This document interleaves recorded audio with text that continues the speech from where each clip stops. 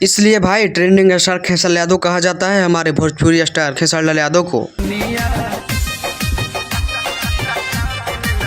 यानी हमारे Bhojpuri star trending star जो खेसारी यादव हैं उनका दबदबा विदेश में भी है भाई। आप लोग इस वीडियो में देखिए कि कैसे जो विदेशी हैं वो हमारे भोजपुरी कलाकार खेसारी लाल यादव के सॉन्ग पे डांस कर रहे हैं और एंजॉय भी कर रहे हैं। और ये तो हम लोगों के लिए बहुत ही बड़ी बात है भाई, क्योंकि अगर एक देश से दूसरे देश यहाँ देश में भी भोजपुरी को सुनना पसंद नहीं करते हैं और हमारे जो भोजपुरी गाने हैं वो विदेश में बजा जा रहा है, तो ये बहुत ही खुशी की बात है और गर्व की बात है भाई कि खेसारी यादव ऐसे गाने बनाते हैं, ऐसे ऐसे प्रोजेक्ट बनाते हैं जो कि पूरे वर्ल्ड में इनका गाना जो है बजता है। तो ट्रेंडिंग स्टार खेसारी यादव का एक गाना आया था, आप सभी को पता ही होगा कि नथुनिया 2 सैया बिन नथुनिया के डाली, वो जो सॉन्ग है अभी भी ट्रेंडिंग नंबर 1 पे चल रही है और इतना ज़्यादा ये गाना बज रहा है कि मैं आप सबको क्या ही बताऊं। मतलब ऐसे प्रोजेक्ट अगर बनेंगे भोजपुरी इंडस्ट्री में तो इसका जवाब नहीं होगा और खूब तरीकों से जो है वायरल होगा, जैसा कि इस वीडियो में देख ही रहे होंगे कि कैसे जो है वो विदेश में भी बज रहा है खेसारी यादव का गाना। तो दबदबा तो है भाई, ये तो मानना पड़ेगा। तो आप लोगों को खेसारी यादव के बारे में क्या राय है, अपनी राय को कमेंट बॉक्स में लिखिए, बताइए। और ये चैनल पर नया है तो चैनल को सब्सक्राइब कर लीजिए। धन्यवाद।